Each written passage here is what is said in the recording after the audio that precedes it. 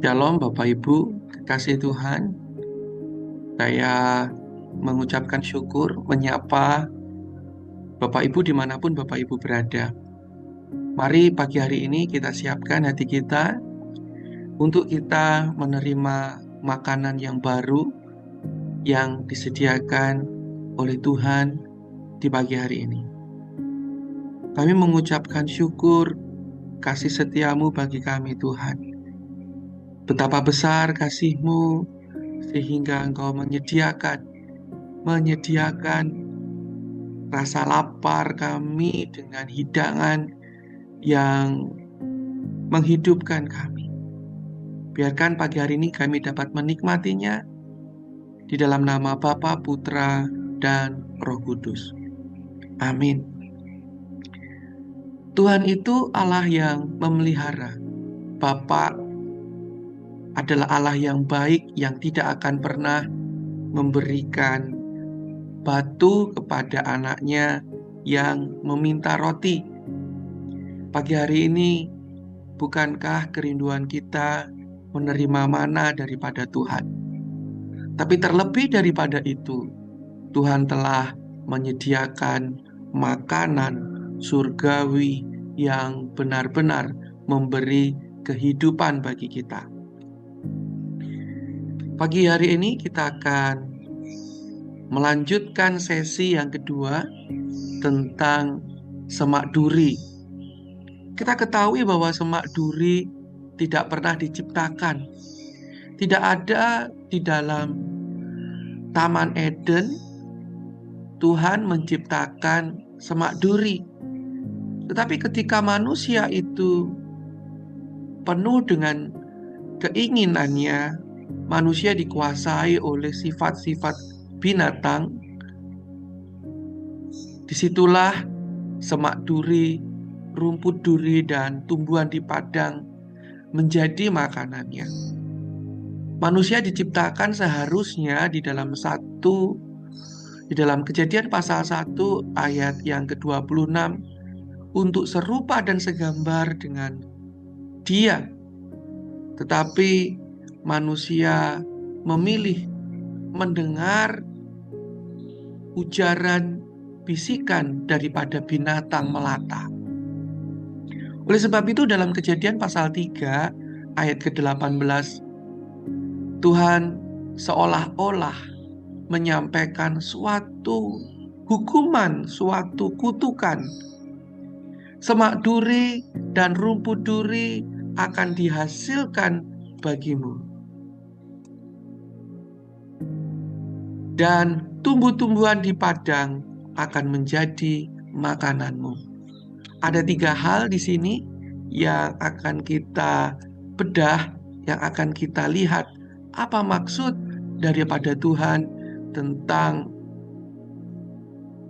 3 hal yang hari-hari ini kalau Bapak Ibu mengikuti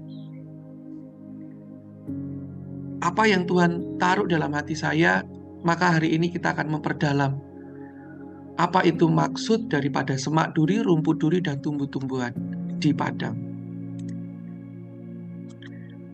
Dalam teks Ibrani ada 3 hal, yaitu Hod, Dardar, Esef, Hasadeh. Nah, Hod ini ternyata duri. Duri sesuatu yang resisten. Dia itu tajam dan dia itu kemudian menjadi semak rumput dan kemudian menjadi tumbuh-tumbuhan yang besar. Apa itu Hod? Hod dari Kaf, Faf, Sadik. Sadik ini lambang daripada orang yang menyembah Tuhan, taat sujud. Faf itu paku, dan Kof itu sesuatu yang pergantian dari matahari terbit atau bulan yang terbit. Jadi ini sesuatu yang berganti. Hod atau duri itu adalah penyembahan yang tertusuk atau terkait sehingga menyebabkan suatu yang berubah. Jadi semak duri itu muncul karena penyembahan kita telah tertarik kepada sesuatu dan itu mengubah hidup kita. Manusia yang seharusnya menyembah Tuhan telah tertusuk, terkait, dan ditundukkan dan dirubah oleh sesuatu yang memikat. Apa yang memikat manusia sehingga penyembahan kepada Tuhan jadi berubah? Tentu itu hanya kenikmatan dunia. Tentu itu adalah sesuatu yang dari bawah, melata. Melata itu ngesot. Ngesot itu dari bawah dia. Jadi sesuatu yang berbicara dari bawah, dia menggoda, dia mengait, kemudian dia mengikat dan merubah penyembahanmu. Itu adalah akibat daripada dosamu. Itu adalah akibat dari dosamu dan itu adalah duri. Kemudian tumbuhlah dardar. Dardar itu dalet res diulangi 2 kali. Artinya apa dardar? Dardar adalah semak duri, tetapi dalam pengertian Ibrani dardar. Kepala masuk ke pintu lagi. Pintu itu apa ya? The gate, another gate. Jadi dia bingung. Keluar masuk. Pikiran-pikiran yang keluar masuk. Ketika penyembahan kita terkait dengan sesuatu yang dari bawah dan itu kita terikat dengan kenikmatan dunia, maka akan ada di dalam pikiran kita sesuatu yang keluar masuk, nggak stabil dalam pikiran kita, emosi kita tidak stabil. Keadaan sosial kita jadi tidak stabil dan kondisi spiritual kita tidak stabil karena kita tidak terfokus kepada Tuhan, tapi terfokusnya kepada pintu-pintu dunia ini. Nah, ini dia. Orang yang tidak menyembah Tuhan dan fokusnya kepada kenikmatan dunia, maka otaknya ini keluar masuk. Mikir ya. Gimana caranya mendatangkan, berpolitik dia di situ. Gimana caranya supaya dia bisa makan, nikmat dengan kenikmatan dunia ini. Spiritualnya hancur. Lalu apa yang akan terjadi? Maka tumbuhlah ini akar katanya, rumput, tumbuhan liar atau tanaman yang menjadi makanan. Makanan itu adalah sesuatu yang kita ini tumbuh karena makanan. Makanan itu keterikatan yang luar biasa, Bapak Ibu. Dengan apa yang kita makan, kita akan hidup. Jadi kita tidak bisa hidup kalau nggak makan, gitu loh. Ada keterikatan di situ. Apa? Yaitu esef. Ayin sin bet. Apa itu? Di dalam hati yang terbakar oleh keinginan mata pencarian. Jadi apa yang dicari oleh mata itu ternyata dapat membakar hati, dan itu adalah akibat daripada kita tidak mendengar, tidak taat, tidak menyembah Tuhan, tapi justru menyembah binatang, jadi seperti hantu. Bapak Ibu yang dikasihi Tuhan, itulah kenapa di dalam 1 Yohanes pasal 2 ayat yang ke-16, sebab semua yang ada di dalam dunia, yaitu keinginan daging, keinginan mata, serta keangkuhan hidup, bukanlah berasal dari Bapa, melainkan dari dunia. Keinginan-keinginan daging begitu memikat sehingga penyembahan kita tidak lagi kepada Tuhan, tetapi kepada kedagingan. Keinginan mata telah membingungkan emosi kita, spiritual kita, pengen. Keinginan kita bukanlah menjadi keinginan Tuhan. Kita telah mengejar kemegahan dunia ini, keangkuhan hidup, pengennya yang menguasai semuanya, pengennya yang viral, pengennya diakui dunia ini, pengennya semuanya itu hormat kepada kita, pengennya semua berkat itu hanya untuk kita.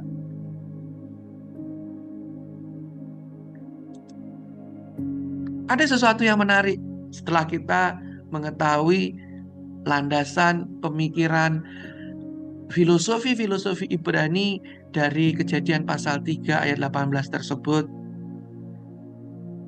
Di dalam Keluaran pasal 3 ayat yang pertama.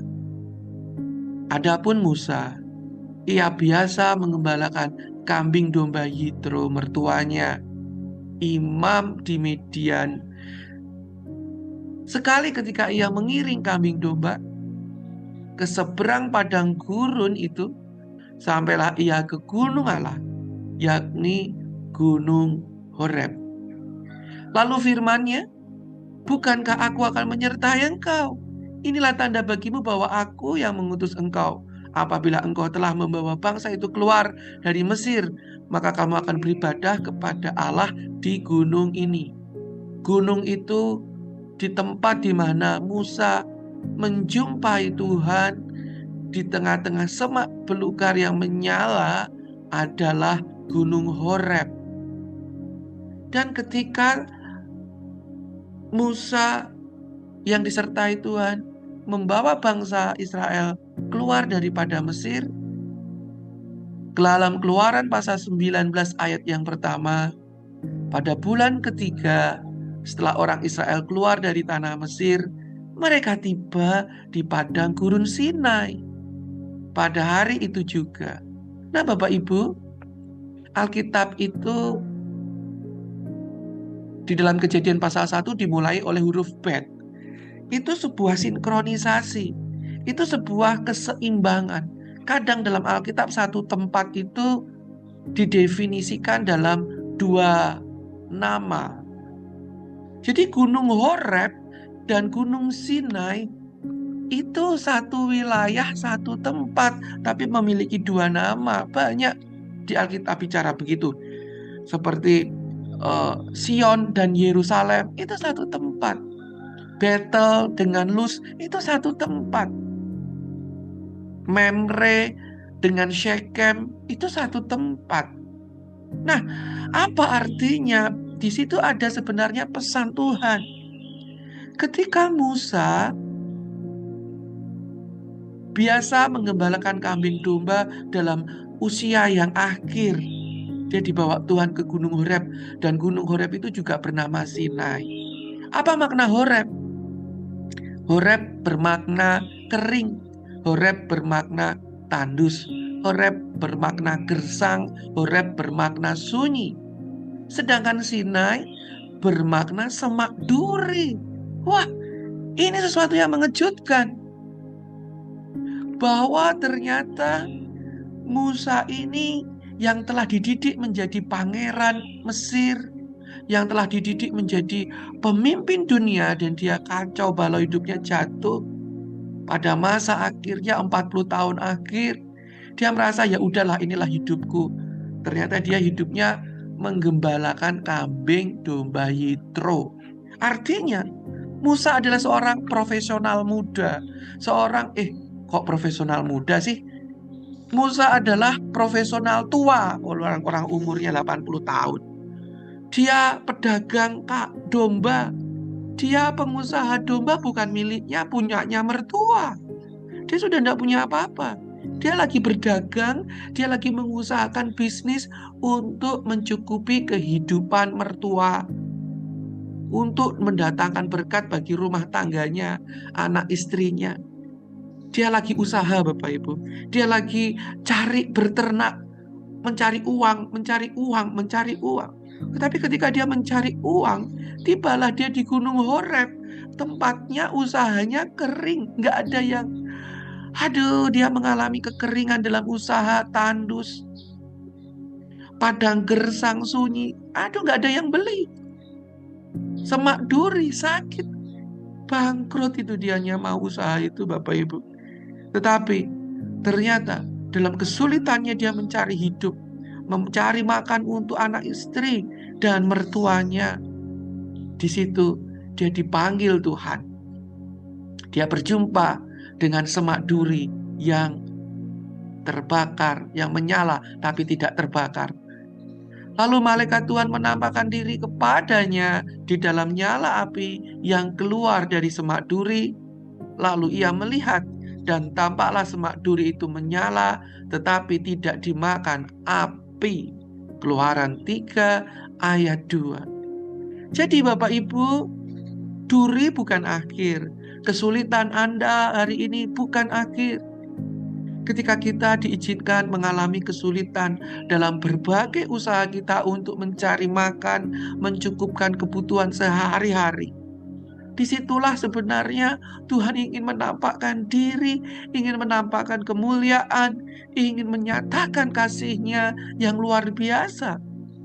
Loh, orang dalam kesulitan yang sangat kepepet, puncak itu ada dua kemungkinan.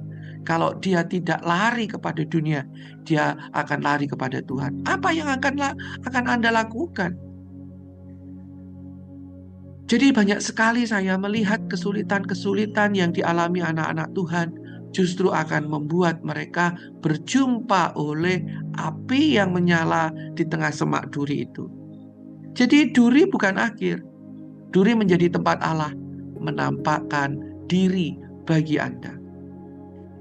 Nah, Bapak Ibu, ada suatu nubuatan dalam Yesaya 55 ayat yang ke-13. Sebagai ganti semak duri akan tumbuh pohon sanobar, dan sebagai ganti rumput duri akan tumbuh pohon murad. Dan itu akan menjadi bagi Tuhan Adonai Yod-Heh-Vaveh suatu nama, suatu tanda kekal yang tidak akan lenyap. Loh, kasih setia Tuhan ternyata akan menggantikan makanan kita, yaitu semak duri akan digantikan dengan pohon murad. Ya, dua puisi itu dalam Bapak Ibu. Tapi pagi hari ini saya hanya akan mengangkat sebagai ganti rumput duri akan tumbuh pohon murad. Pohon murad bahasa Ibraninya hadas. Hadas.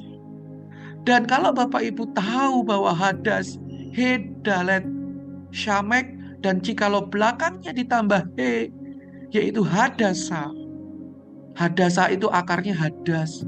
Hadas itu pohon murad, pohon yang kecil tapi jadi tumbuh besar, dan biji-bijiannya itu dapat menyehatkan, menjadi obat, menjadi kesembuhan.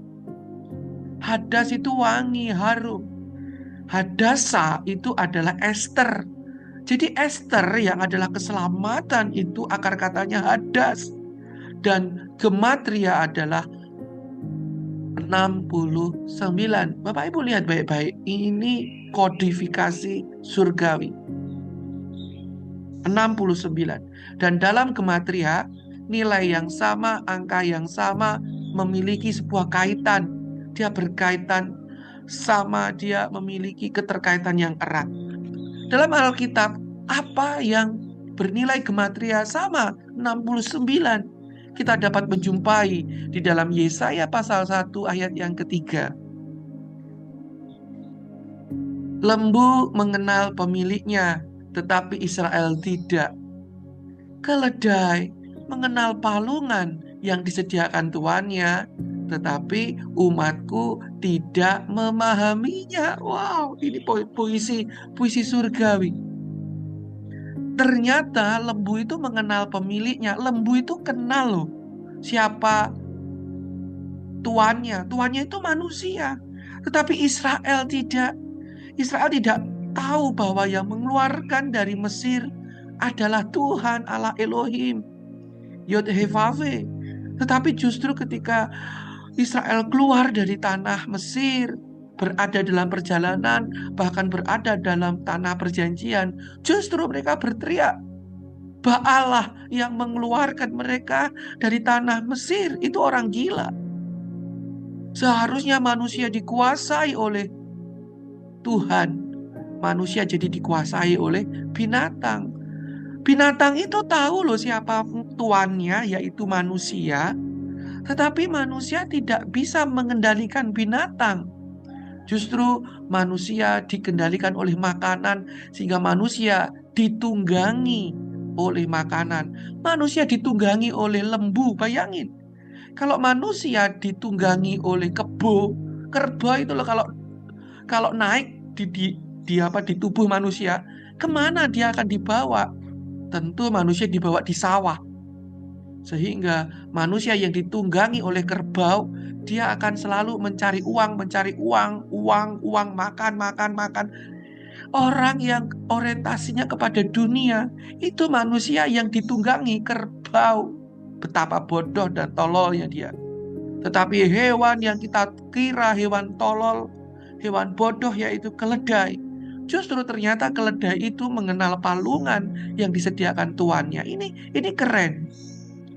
Ternyata Bapak Ibu, apabila saya punya keledai, Anda punya keledai, dan saya memberi makan keledai saya di atas palungannya, dan Anda memberi makan keledai Anda di atas palungan Anda, ternyata keledai itu tahu loh tempat makannya dia itu di mana.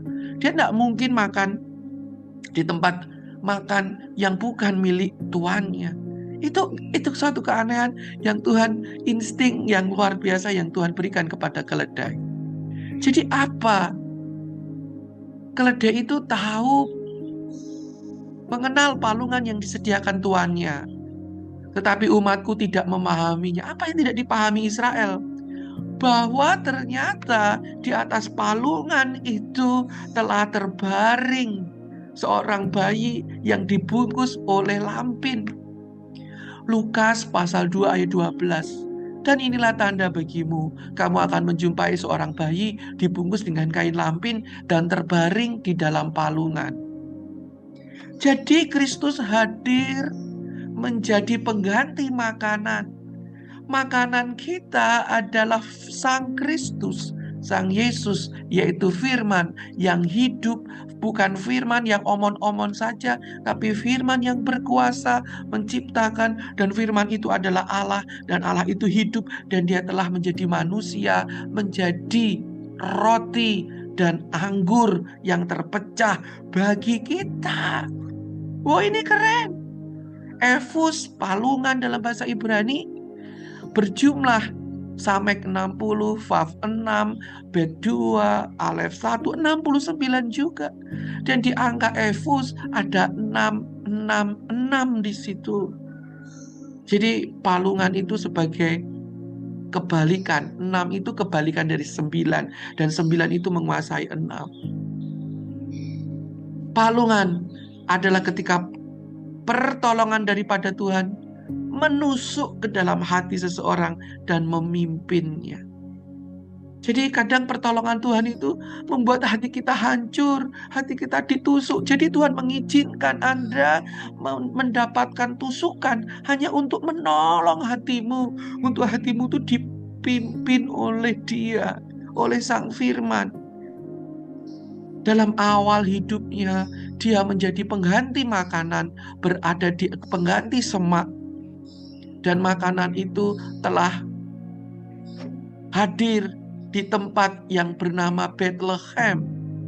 Dalam Lukas pasal 2, demikianlah juga Yusuf pergi ke kota Nazaret di Galilea di Yudea, di kota Daud yang bernama Bethlehem, karena ia berasal dari keluarga keturunan Daud. Bethlehem gematriannya 490. Dalam Lukas pasal 2 ayat yang ke-11, hari ini telah lahir bagimu Juru Selamat, yaitu Kristus Tuhan di kota Daud. 490 adalah 70 kali 7. Nilai pengampunan. Tuhan mengasihi Anda dan saya. Tuhan sangat mengampuni Anda dan saya. Dia rindu memeluk Anda ketika Anda sakit, ketika Anda ditusuk di dalam kesulitan hidupmu, mencari semua kebutuhan hidupmu, terasa hidupmu hancur. Tetapi justru itu yang diizinkan Tuhan untuk menusuk, untuk mengubah lagi orientasi Anda menyembah. Apakah orientasi Anda menyembah hanya kepada Dia, bergantung penuh kepada Tuhan atau kepada dunia ini? Sebab Tuhan memenuhi engkau dengan pengampunan. Jadi makanan, itulah sebabnya dalam doa Bapa kami, Bapa kami yang di surga, berikanlah pada hari ini makanan kami yang secukupnya, dan ampunilah kesalahan kami sebagaimana kami mengampuni kepada mereka yang bersalah kepada kami. Makanan lagi dan pengampunan, makanan dan pengampunan. Sebab makanan itu, ketika Yesus sebelum masuk ke kota Yerusalem, dia harus menunggangi keledai. Jadi makanan itu menunggangi seseorang. Apakah firman yang menunggangi Anda atau justru kebo yang menunggangi Anda?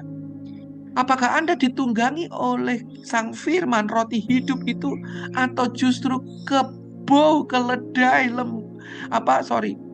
lembu yang menunggangi Anda? Keledai yang bodoh, yang melihat Tuhan. Loh, di dalam Alkitab itu ada 2 binatang yang bisa bicara. Ular bicara kepada manusia untuk menyesatkan manusia itu, sehingga manusia ditunggangi oleh sifat binatang, ditunggangi oleh lembu. Tetapi keledai berbicara kepada Biliam, orang yang ingin mengutuk.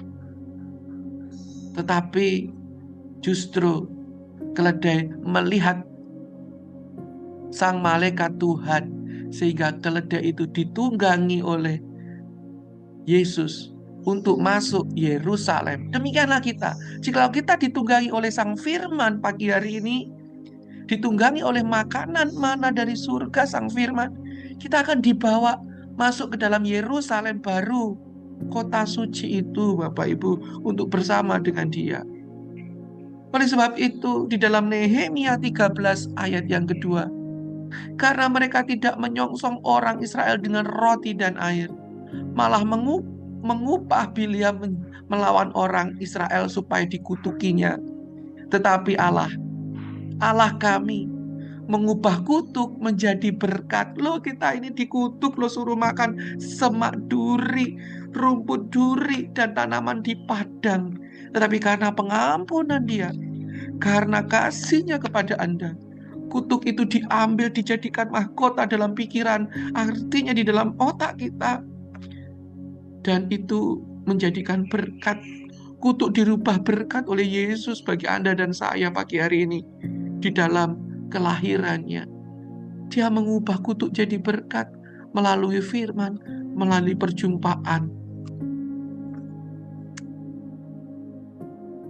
Pagi hari ini, apa yang menjadi duri dalam dagingmu? Apa yang menjadi duri dalam dagingmu? Paulus bilang, Tuhan, cabutlah duri dalam dagingku.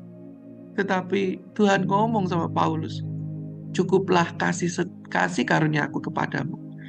Karena melalui duri dalam daging Bapak Ibu sekalian, melalui tempat yang sepi dan sunyi, engkau akan melihat api surga menyala-nyala. Engkau akan melihat kutuk dirubah menjadi berkat. Engkau akan melihat kasih setianya mengampuni hidupmu, mengubahkan hidupmu. Musa dari pedagang, dari orang berternak, dirubah menjadi seorang pemimpin bangsa yang besar untuk membawa keselamatan. Demikianlah dia harus mengalami padang gurun, semak belukar. Pagi hari ini Bapa di surga, kami tahu kalau kami sedang menghadapi semak belukar duri di padang sunyi, bukan berarti itu tempat yang membuat kami jauh kepadamu. Walaupun melalui sakit seolah-olah kami tidak tahan, pengen lari saja. Tapi justru di situ Engkau memanggil nama kami. Dan izinkan kami mendengar Tuhan. Datang kepadamu, melepaskan kasut kami, dan sujud menyembah-Mu. Kami menerima mana pagi hari ini? Mana berkat surgawi. Yesus Engkau adalah kekasih jiwa kami. Engkau yang mengubah kutuk menjadi berkat. Biarkan pagi hari ini tunggangi kami Tuhan. Bukan kami mau ditunggangi oleh lembu. Kami ingin Engkau menunggangi kami. Dan bawalah kami seperti keledai dungu kami ini dungu. Kami nggak tahu apa-apa. Tapi tunggangi kami oleh firman-Mu. Bawa kami ke dalam Yerusalem baru, bumi baru, dan langit baru. Dalam nama Bapa, Putra, dan Roh Kudus. Amin. Tuhan Yesus memberkati. Shalom.